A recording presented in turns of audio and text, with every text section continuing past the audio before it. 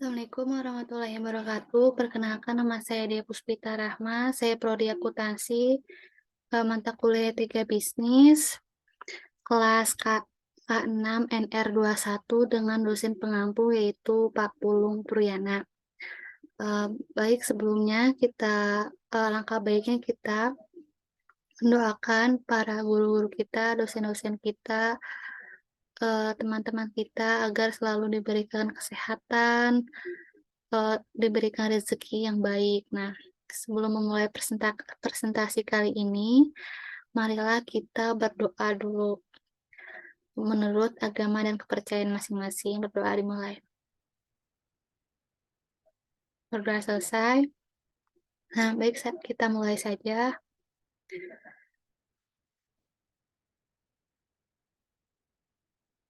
Nah, etika profesi. Nah, apa sih etika profesi itu?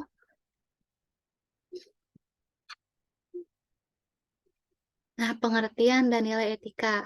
Kata etika berasal dari kata Yunani ethos, artinya kebiasaan atau adat, sedangkan yang dari kata ethos, perasaan batin yang mendorong manusia dalam berperilaku. Jadi kata etika ini kebiasaan kebiasaan yang secara terus-menerus seperti itu.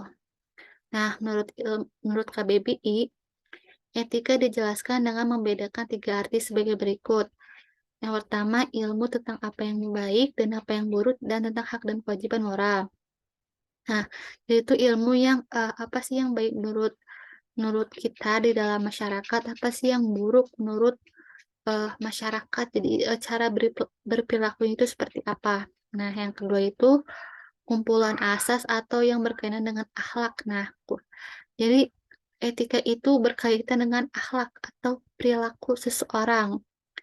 Nah, yang ketiga, nilai yang mengenai benar dan salah yang dianut suatu golongan atau masyarakat. Nah, jadi nilai yang dianut oleh suatu golongan masyarakat, misalkan nilai yang baik di masyarakat itu seperti apa sih nilai yang dianut oleh eh, masyarakat, yang buruk itu seperti apa sih? Nah, kita itu harus tahu gitu, seperti itu.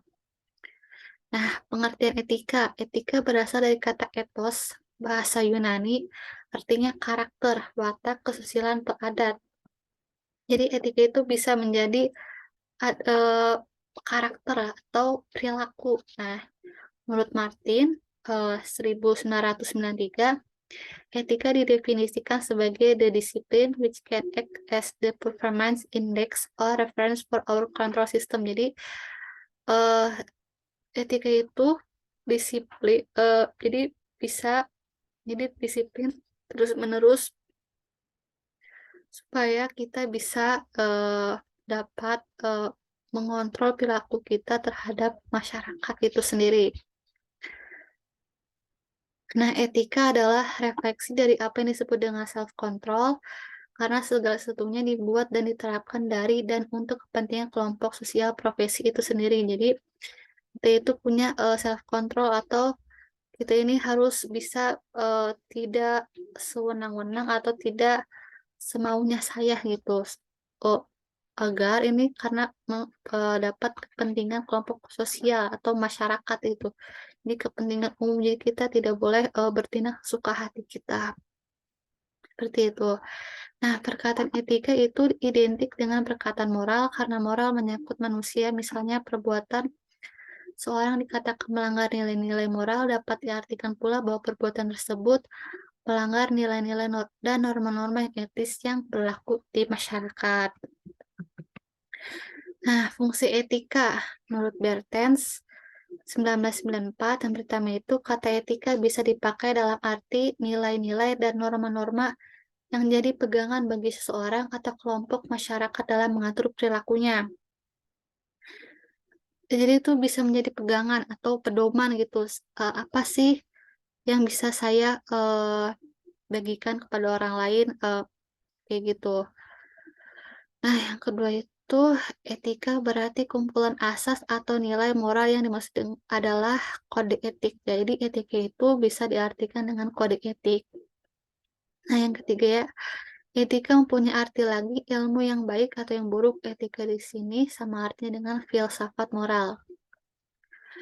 Nah, macam-macam etika. Etika dibagi menjadi dua. Yang pertama, etika deskriptif, yaitu etika berusaha meneropong secara kritis dan rasional sikap dan perilaku manusia dalam hidup ini sebagai sesuatu yang bernilai. Jadi itu etika yang rasional gitu. Jadi kita harus eh mempunyai akal gitu untuk bertindak. Ini tuh benar nggak sih kalau kita berperilaku di masyarakat? Ini tuh merugikan nggak sih kalau kita berperilaku gitu? Apakah ini membuat seseorang kesal nggak kalau kita melakukan ini seperti itu? Etika deskriptif memberikan fakta sebagai dasar untuk mengambil keputusan tentang perilaku atau sikap yang mau diambil. Nah, yang kedua itu etika normatif, etika yang mengajarkan berbagai sikap dan pola perilaku yang ideal yang seharusnya dimiliki oleh manusia dalam kehidupan sehari-hari. Nah, jadi itu ini biasanya tentang kehidupan sehari-hari, bagaimana cara kita berperilaku dengan masyarakat. Nah, etika normatif juga memberi penilaian sekaligus memberikan norma sebagai dasar dan kerangka tindakan yang akan dilakukan. Nah, dilihat dari sisi ilmu pengetahuan, etika adalah ilmu yang membahas tentang moralitas atau menyelidiki perilaku. Di samping itu, etika juga memperhatikan dan mempertimbangkan perilaku manusia dalam mengambil keputusan moral dan juga mengarahkan atau menghubungkan penggunaan akal budi individual dan objektivitas hukum menentukan kebenaran atau kesalahan dari perilaku terhadap orang lain. Nah, etika secara umum dibagi menjadi dua, yaitu etika umum dan etika khusus. Yang pertama itu etika umum, yang mengajarkan tentang kondisi-kondisi dan dasar-dasar bagaimana harusnya manusia bertindak secara etis. Nah, jadi manusia itu harus bertindak secara etis. Tidak boleh kurang pantas atau kurang etis gitu dilihatnya. Contohnya, misalkan aja eh, ini perilaku berpakaian. Nah, kita tuh harus berpakaian dengan sopan kepada orang lain. Jangan kita menghadiri acara, kita kostum kita tuh tidak pantas atau tidak etis seperti itu. Itu contohnya. Nah, teori-teori etika dan prinsip-prinsip moral dasar yang menjadi pegangan manusia dalam bertindak secara tolak ukur dalam menilai baik dan buruknya suatu tindakan. Etika umum dapat pula dianalogikan dengan ilmu pengetahuan yang membahas mengenai pengertian umum dan teori-teori etika. Nah, yang kedua itu ada etika khusus, penerapan prinsip-prinsip moral dalam bidang kehidupan.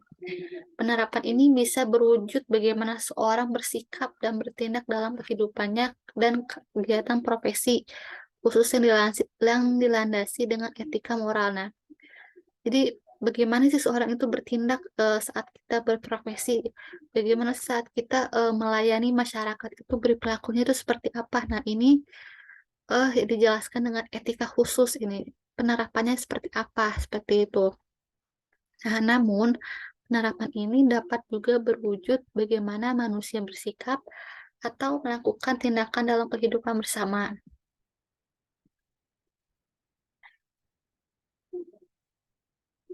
Nah, etika sosial meliputi banyak antara lain etika terhadap sama, etika keluarga, etika profesi, etika politik, etika lingkungan, etika ideologi. Nah, dari sistem etika di atas, kita dapat melihat bahwa etika profesi merupakan bidang etika khusus atau terapan yang merupakan produk dari etika sosial. Jadi, etika profesi ini melingkupi dari semuanya. Penilaian etika dibagi menjadi dua, itu titik berat. Penilaian etika sebagai suatu ilmu adalah pada perbuatan baik atau jahat, susila atau tidak susila, perbuatan atau kelakuan seseorang yang telah menjadi sifat baginya atau telah mendarah daging. Itulah yang disebut akhlak atau budi pekerti. Budi tumbuhnya dalam jiwa bila telah dilahirkan dalam bentuk perbuatan namanya pekerti. Jadi suatu budi pekerti, pangkal penilaiannya adalah dari dalam jiwa. Dari semasi berupa angan-angan, cita-cita, niat hati, sampai ia lahir keluar berupa perbuatan nyata. Nah, pengertian profesi. Profesi itu, profesi adalah pekerjaan yang dilakukan berkaitan dengan keahlian khusus dalam bidang pekerjaannya.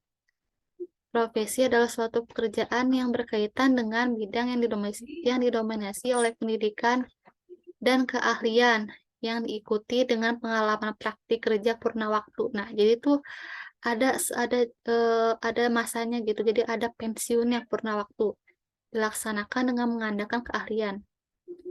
Nah, seorang profesional dituntut memiliki pengetahuan, penerapan keahlian, tanggung jawab sosial, pengendalian diri, etika bermasyarakat sesuai profesinya. Menurut Brandes yang diikuti Appraisal JR, untuk dapat disebut sebagai profesi, maka pekerjaan itu sendiri harus mencerminkan adanya dukungan yang berupa ciri-ciri pengetahuan atau intelek karakter diabadikan untuk kepentingan orang lain. Keberhasilan tersebut bukan didasarkan pada keuntungan finansial. Nah, yang keempat didukung oleh adanya organisasi, profesi, dan organisasi profesi tersebut antara lain menentukan berbagai ketentuan yang merupakan kode etik serta pula bertanggung jawab dalam memajukan dan penyebaran profesi yang bersangkutan. Ditentukan adanya standar kualifikasi profesi tersebut. Nah,